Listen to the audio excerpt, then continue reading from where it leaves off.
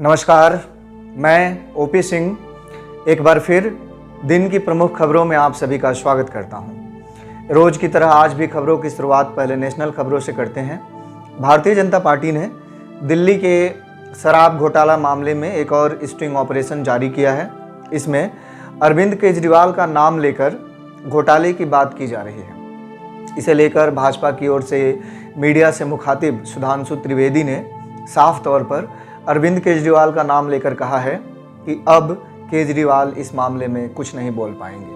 आम आदमी पार्टी ने इस नए स्टिंग ऑपरेशन पर बहुत कुछ नहीं कहा है। हालांकि अरविंद केजरीवाल का इस पर क्या कुछ रुख रहता है, इस पर सभी की निगाहें बनी हुई है। आज सुप्रीम कोर्ट में केंद्र सरकार ने यूक्रेन से लौटे मेडिकल और इंजीनियरिंग के छात्रों को लेकर बड़ा दावा किया है। सरकार ने सुप्रीम कोर्ट में कहा है कि कानूनन इन छात्रों को भारत के कॉलेजों में एडमिशन दे पाना संभव नहीं है।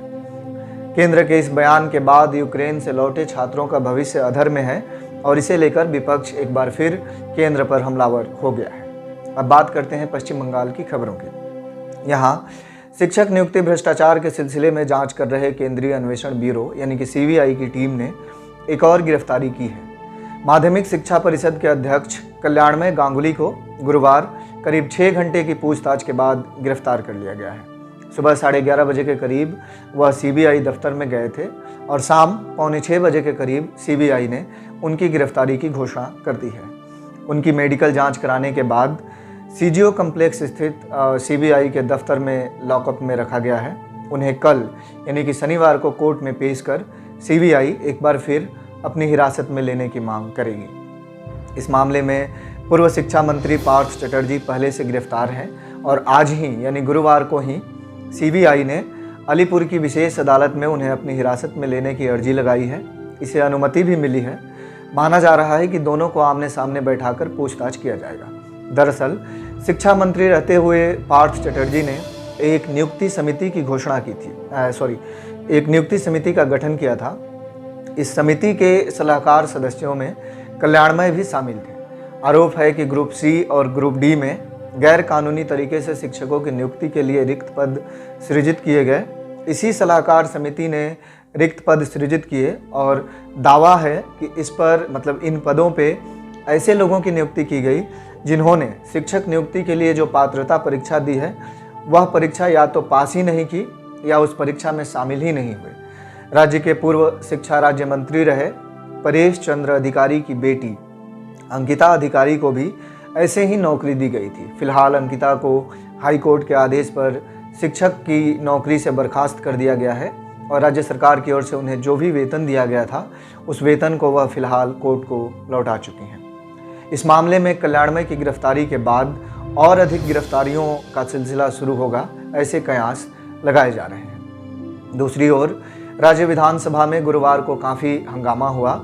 विपक्ष के विधायकों ने भ्रष्टाचार को लेकर चर्चा की मांग की और विधानसभा का आज का सत्र मुलतवी करने का भी प्रस्ताव रखा। इसे अध्यक्ष विमान बनर्जी ने स्वीकार नहीं किया।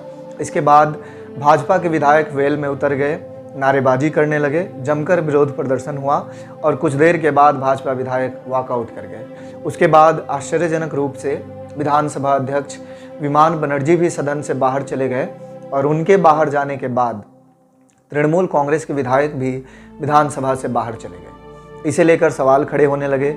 दावा किया गया कि तृणमूल कांग्रेस के विधायकों ने भी सदन से वॉकआउट किया है।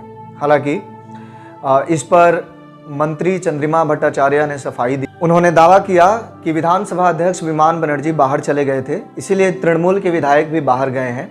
तृणमूल विधायकों ने वॉकआउट नहीं किया है।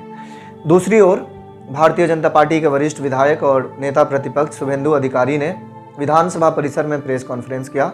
उन्होंने 2 दिनों पहले मुख्यमंत्री ममता बनर्जी के उस बयान का जिक्र किया जिसमें ममता ने कहा था कि तृणमूल कांग्रेस में 99.99% लोग ईमानदार हैं। इस पर शुभेंदु ने कहा कि तृणमूल कांग्रेस में 99.99% लोग चोर हैं और अपने इस बयान के समर्थन में उन्होंने दक्षिण 24 परगना के 4 तृणमूल नेताओं की संपत्ति के दस्तावेज मीडिया को दिखाए। उन्होंने कहा कि यह तो अभी शुरुआत है। भारतीय जनता पार्टी धीरे धीरे तृणमूल से जुड़े कई नेताओं की संपत्ति के बारे में खुलासा करेगी। शुभेंदु ने कहा कि तृणमूल में रहने वाले लगभग सारे नेता भ्रष्ट हैं और सभी ने गैर कानूनी तरीके से अपनी संपत्ति बढ़ाई है। इधर शुभेंदु अधिकारी के इस आरोप के बाद दक्षिण 24 परगना के वे नेता भी मीडिया के सामने आए और शुभेंदु पर मानहानि का मुकदमा करने की चेतावनी दी है। दूसरी ओर भारतीय जनता पार्टी के प्रदेश अध्यक्ष सुकांत मजुमदार ने भी प्रेस कॉन्फ्रेंस किया। कुछ दिनों पहले कोलकाता पोर्ट ट्रस्ट पर DRI और गुजरात ATS के हाथों करीब 200 करोड़ की हेरोइन बरामदगी का जिक्र करते हुए उन्होंने दावा किया कि ये जो हीरोइन है वो दक्षिण 24 परगना के तृणमूल नेता शफीकुल से जुड़ा हुआ है। हीरोइन कथित तौर पर शफीकुल की कंपनी ने ही मंगाया था और वह तृणमूल कांग्रेस के बड़े नेता हैं। उन्होंने इसके पक्ष में दस्तावेज भी मीडिया को दिखाए। इधर केंद्रीय एजेंसियों के साथ मवेशी तस्करी की जांच कर रही राज्य CID ने आसनसोल के पूर्व मेयर और भारतीय जनता पार्टी के नेता जितेंद्र तिवारी को गवाह के तौर पर पूछताछ के लिए नोटिस दिया है। उन्हें भवानी भवन स्थित CID मुख्यालय में आने के लिए कहा गया है। जितेंद्र तिवारी ने इस नोटिस को राजनीतिक पूर्वाग्रह से ग्रसित बताया है। उन्होंने कहा कि CID तृणमूल कांग्रेस के पपेट के तौर पर काम कर रही है और जब केंद्रीय एजेंसियां इस मामले में जांच कर रही है तो CID भी समानांतर जांच करने के लिए आगे आई है और जांच के नाम पर केवल भारतीय जनता पार्टी के नेताओं को नोटिस भेजा जा रहा है। अब बात करते हैं बिशप PC सिंह की। जबलपुर में इकोनॉमिक ऑफेंस विंग के हाथों गिरफ्तार PC सिंह से पूछताछ में कई चौंकाने वाले खुलासे हुए हैं।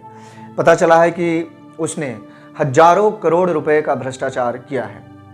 चर्च की संपत्ति बेच देना, छात्रों से वसूली जाने वाली फीस का इस्तेमाल अपने व्यक्तिगत लाभ के लिए करना, उसने अपना पर्सनल हवाई जहाज खरीद रखा था।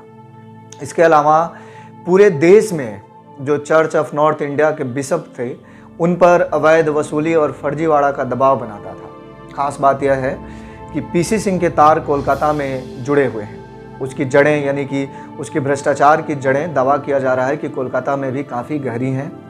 यहाँ से कई लोग जो चर्च ऑफ नॉर्थ इंडिया से जुड़े रहे हैं वो PC सिंह के बेहद खास थे और आरोप है कि उसके भ्रष्टाचार में उन लोगों की भी मदद रही है। इसमें वर्तमान बिशप के नाम भी आए हैं। राकेश चतरी जो उत्तर प्रदेश के हैं और एक CNI के एक स्कूल के प्रिंसिपल रहे हैं।